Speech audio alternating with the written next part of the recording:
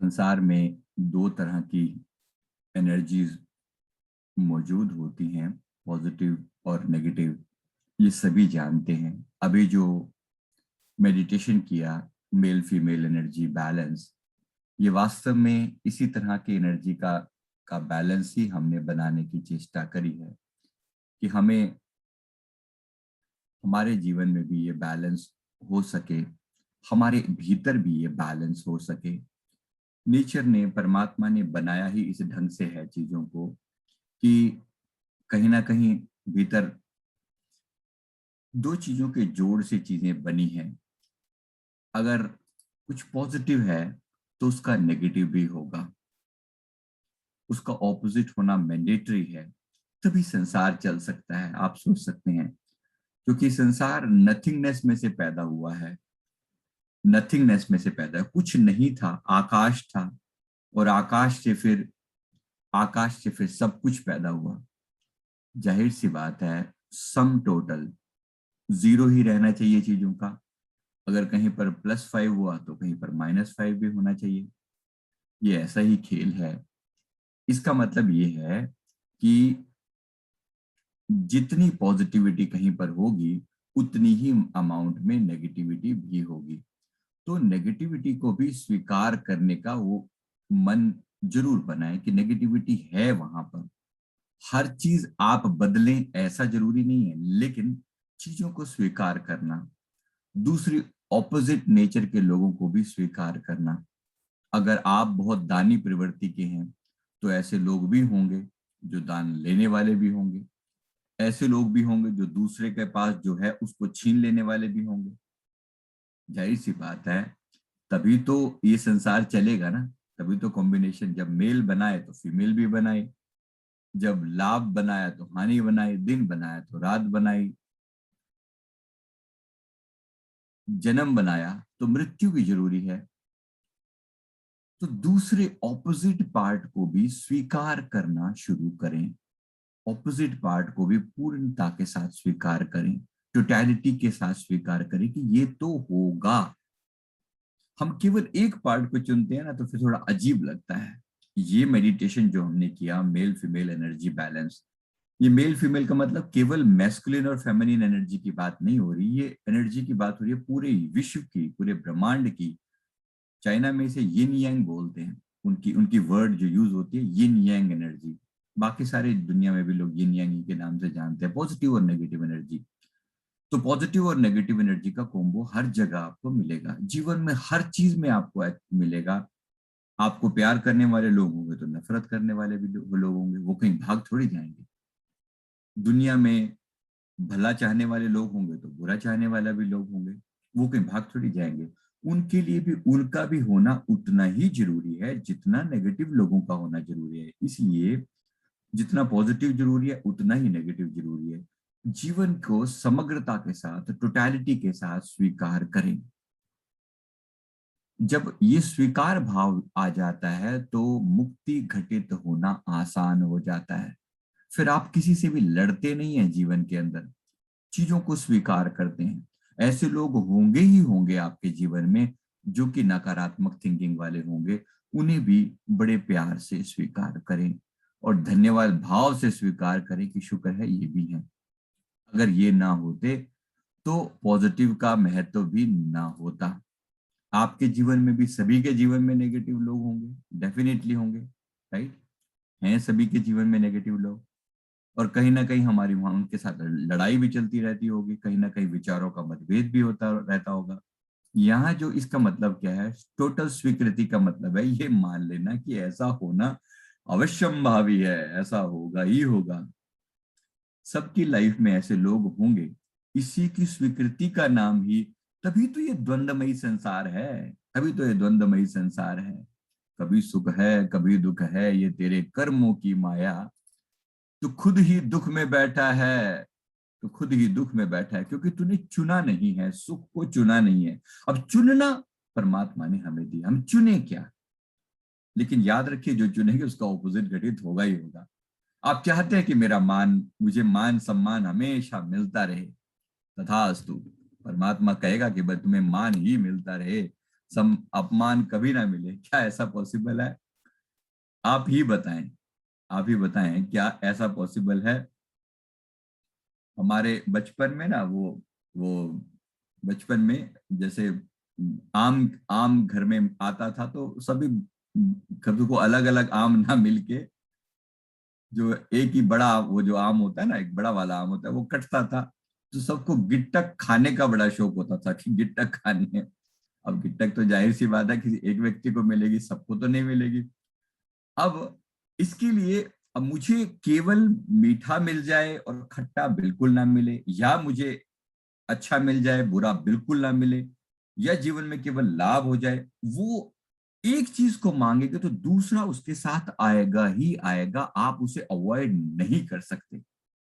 जीवन का यही द्वंद्व को समझना है राग नहीं, वैराग नहीं, गुण निर्गुण का है नहीं काम, है अलग नहीं आत्मा परमात्मा, जो भी दिखता सो ब्रह्म ज्ञान। अब ये आत्मा जो भी दिख रहा है, ये सब टोटलिटी के साथ स्वीकार करें, ये ऐसा होना ही है। क्या गोरा काला जाति पाति आत्मा इन सब से भिन्न हो, ये जानना ये तुम नहीं हो, ये तुम नहीं हो। वह निर्विकल्प शिव रूप श्रेष्ठ, वह सदा शुद्ध परिपूर्ण अहो।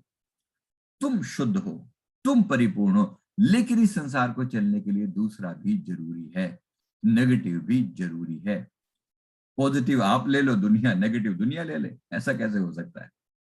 ऐसा नहीं हो पाएगा। इसलिए स्वीकार करना, इसलिए स्वीकार करना लोगों को, राम थे तो रावण भी थे, ठीक है, इस बात को भी स्वीकार करना, रावण का भी अपना अस्तित्व है। आप सोचे कि भगवान राम की स्टोरी में रावण ना होता, भगवान राम की स्टोरी में रावण ना होता, तो आपको लगता है कि कोई स्टोरी होती? बिल्कुल सवाल ही नहीं पैदा होता। सब स्टोरी क्या होती? एक भगवान राम थे, दशरथ के बेटे थे, और फिर तो उनकी उनकी उनकी शादी हो गई, और फिर उसके बाद सब सेटल हो गया, सो व्हाट, ये कोई स्टोरी हुई? अरे भाई, कुछ नेगेटिव घटित होगा तो स्टोरी बनेगी। भगवान राम के कैरेक्टर को उभारने में रावण ने जितना योगदान दिया है, उतना कोई और नहीं दे सकता। भगवान राम को हम जानते इस वजह से हैं क्योंकि उस कैरेक्टर को उभर के एक एक काले कपड़े के ऊपर एक छोटा सा बिंदु व्हाइट डाल दो ना, बिल्कुल स्पष्ट दिखता है, स्पष्ट दिखता है, क्योंकि पीछे काले कपड़े का बैकग्राउंड है। ये बात पल्ले पड़ रही है? काले कपड़े के ऊपर व्हाइट कलर का डॉट दिखता है, सब कुछ व्हाइट ही व्हाइट हो, फिर व्हाइट क्या दिखेगा? सारे ही आपकी तरह पवित्र हो, फिर पता कैसे चलेगा कि आप अलग हो? कैसे पता चलेगा? संसार की विविधता ऐसी ही है। संसार में मल्टीपल टाइप की चीजें होनी ही होनी है, अवश्यंभावी है, इसे स्वीकार करें। पीछे मन में एक बार प्रश्न उठा था कि जो ये मिडिल ईस्ट में जैसे ये जो लड़ाई चलती रहती है, जैसे अफगान में ये लड़ाई चलती रहती है, हमेशा यहाँ अशांति बनी हुई है लंबे समय से, पहले भी चीजें कोई शांत नहीं है। सीरिया में लगा लो, लेबनान में लगा लो, या इराक में या अफगानिस्तान में, कुछ ना कुछ द्वंद्व चलता रहता है। पीछे मन में भाव उठा था कि भाई ये ये जो हो रहा है, क्या ये परमात्मा को मंजूर है? भैया इस तरीके से ये लोग गर्दन काट देते हैं, मार देते हैं लोगों को, क्या ये परमात्मा को मंजूर है? उत्तर मिला हाँ, डेफिनेटली ये भी परमात्मा का बनाया हुआ खेल है।